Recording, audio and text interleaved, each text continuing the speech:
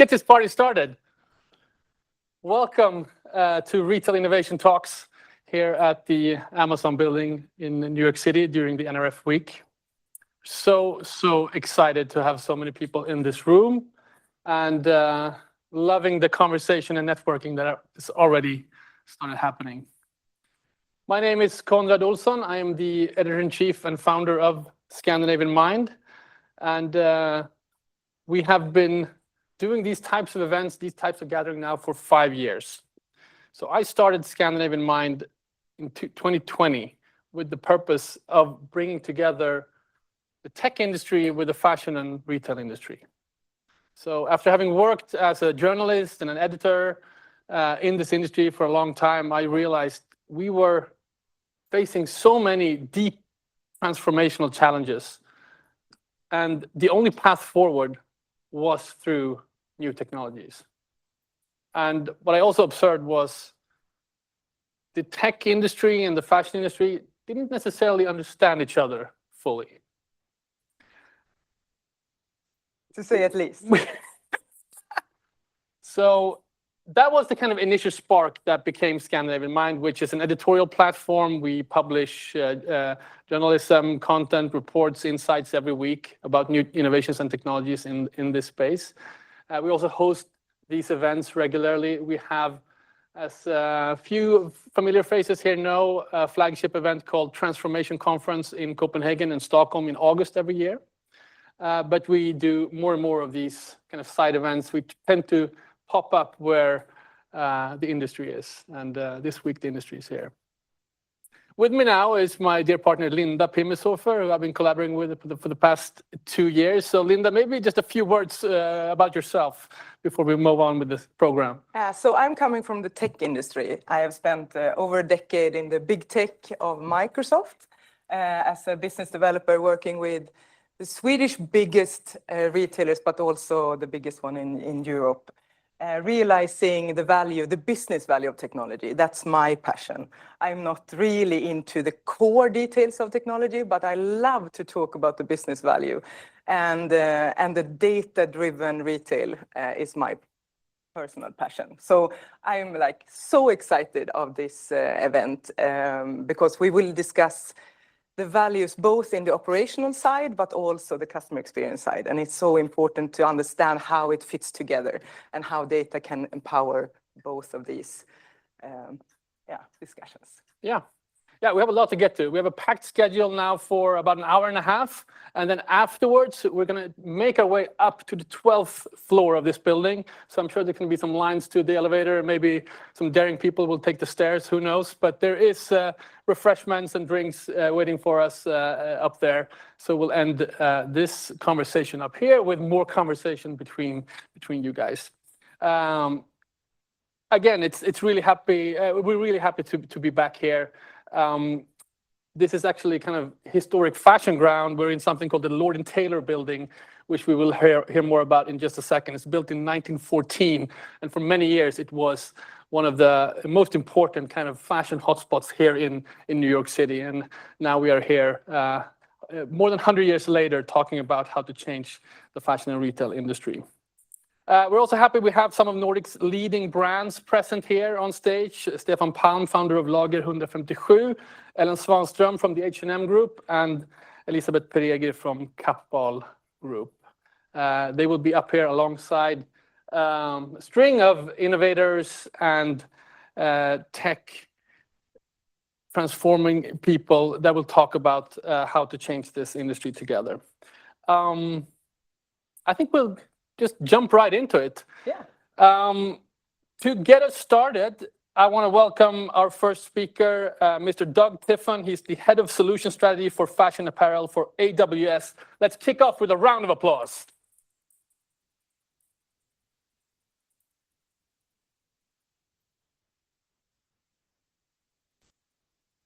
Do you have sound? I have sound. Great. Doug, I was going to say welcome, but thank you for welcoming us to this building. I mentioned briefly we're on kind of historic ground. I know this is personal to you as well. So maybe kick off with some background. Yeah, so it's great to see everybody here today and welcome to our building. I'd worked for AWS for about 4 years in tech for about 10, but I was a retailer for 24 years. And I started as a merchant, and I started my career working for many department stores who actually ran this building for Lord Taylor. So I am very passionate about retail and the business side of retail as it marries up to technology. So I'm real excited to be here. It's funny, one little trivial thing about this building. When we're at AWS, we're real famous in Amazon for code names for projects. And so what was really interesting when this building was in process and this project was in process, it was called Project Hank. And what Hank is, for those that are true fashion people, it's a measurement of yarn, right? And nobody, we didn't know what it was. And finally they said, well, we're taking over the Lord & Taylor building. So I love coming here. I'm here all the time, even though I don't live here in New York. So it's great and exciting to host you all here today. Wonderful. So let's get into your role. We talked before, and what I find so fascinating with you, and you have this kind of global view of what's happening in the industry right now. So kind of perhaps you can guide us into this new year that we've just been given, 2026. What are kind of one or two shifts that you are seeing right now that most leaders are still underestimating? Yeah, that's really, when we talked about this earlier, I thought what are leaders underestimating is kind of that hidden thing in that question I think is important to point out. Consumer behavior is totally shifted in the way that they find and discover brands nowadays, right? When you think about the different methods that they use, traditional search, for example, which used to dominate, right? I go to Google and I type in, men's tailored suits, and I'll find all these advertisements, right?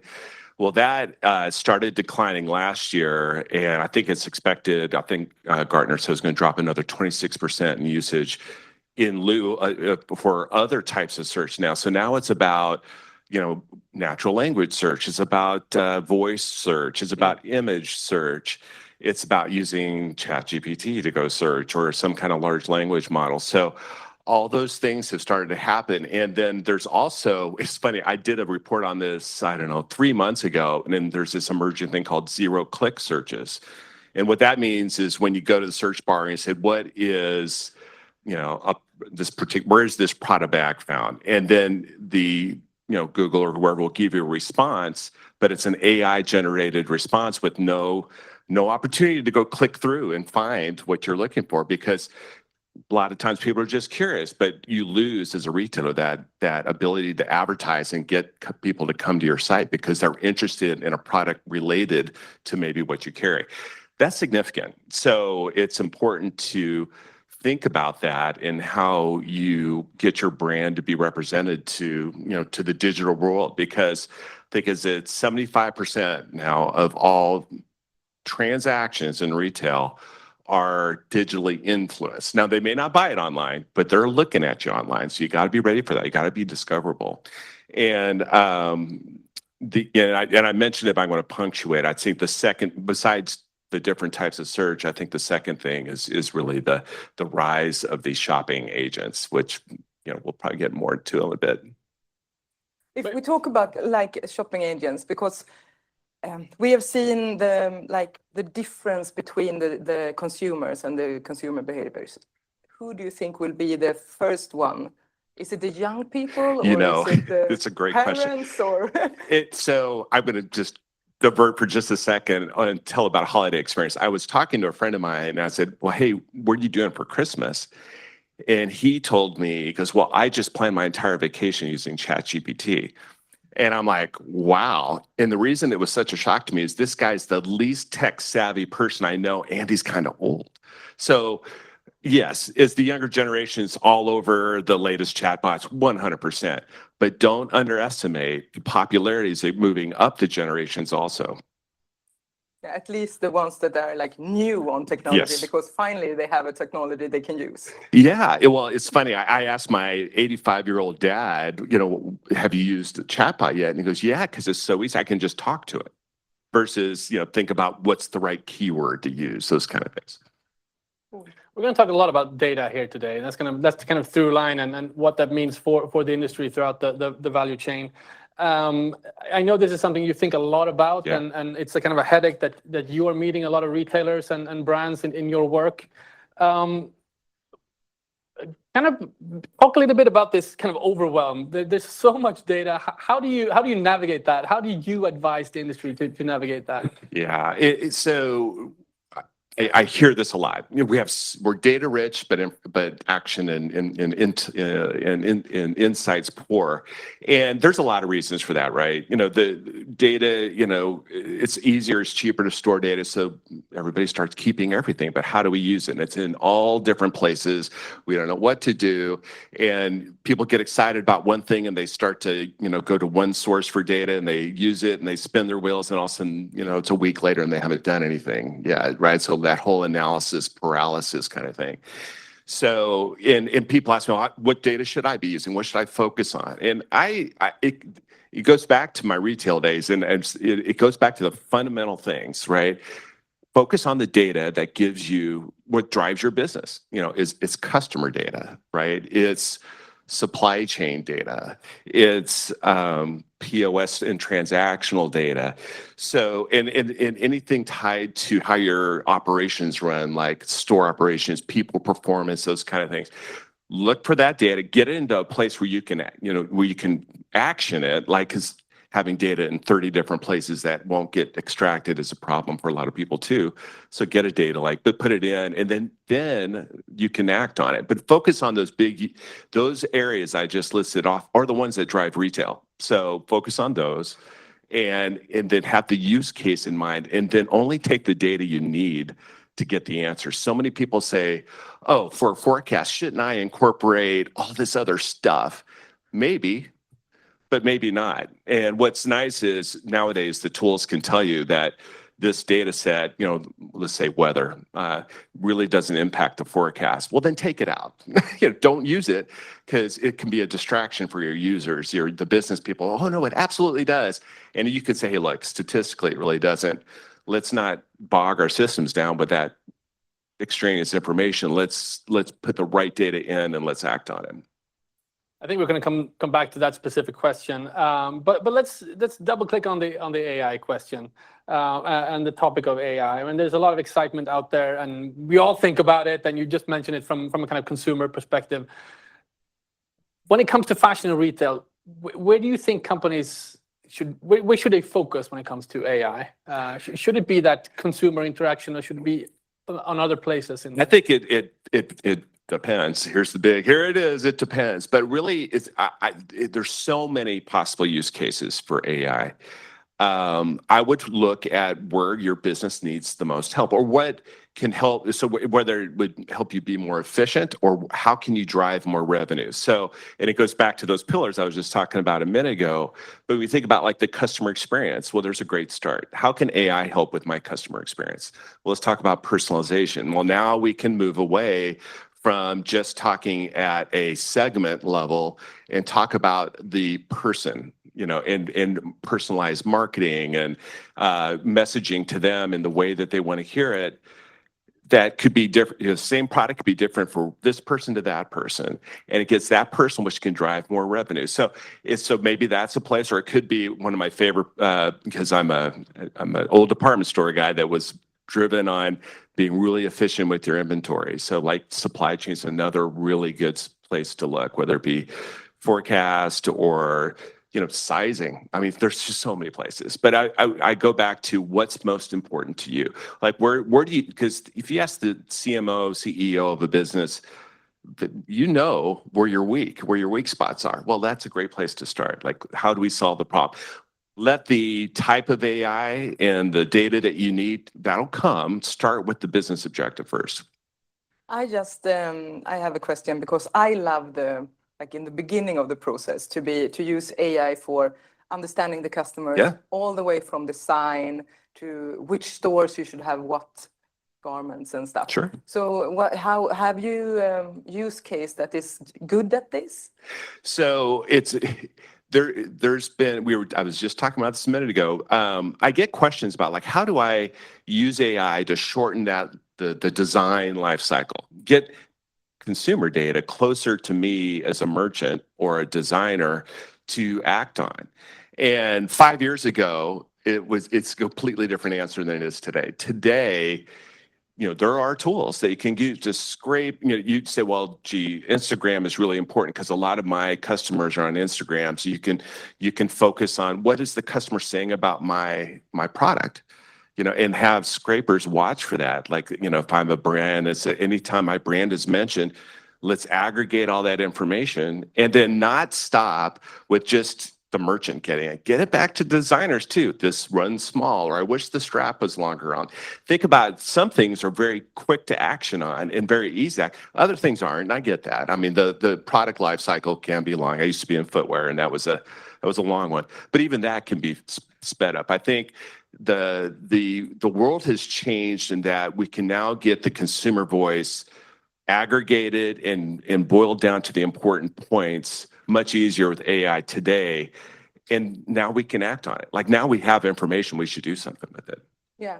And I also know that Inditex is using RFID, so they understand exactly what's working in the store. So they can also start with smaller amounts, and then they see if it works, and then they can it goes directly to the designers. And 100%. So RFID is a really interesting one because it can tell you stuff about your product, but also can give you, I'm kind of bending the use case a little bit, it also can help you with how you run your store. Think about, if depending on how sophisticated you are, you can literally watch how a product moves through the store through RFID, or maybe using cameras, and you learn things. What gets picked up, moved, and abandoned? Why? Oh, gee, all these things are getting abandoned in the fitting room. Well, there's probably a fit problem involved. So the key is not to, you get this data. Here we go back to the data discussion. You get this data. Now we got to get it to somebody that should act on it. Like, don't let it just sit there, but we got to bring it forward so that you can act on it. Hot spots and cold spots in the store. I mean, the list could keep going on and on of all the cool things you can do. The key is to prioritize those use cases. What's going to give me the biggest bang for my buck, so to speak? Here in the US, we'd say that. So, and then act off of that list. I think that's a great segue into our next session, actually. But before we leave our dedicated talk with you, just like one or two things that brands and retailers should focus on this year. Put you on the spot here a little bit, but. I do think I really will let it sit with this big one. There's the two we talked about at the beginning. I'm really passionate about. Get ready in when you think about how you run the digital side of your business, how you look to the digital customer, because they may still shop in your store. I know luxury. I have this conversation on luxury a lot. We don't sell a lot online, Doug. So we don't. We make it look pretty, but we don't have to worry about trend. Well, no, you do. You need to think about how the customer sees you online, because it will ultimately drive them to the transaction, whether it be in store or not. So it goes back to the first thing.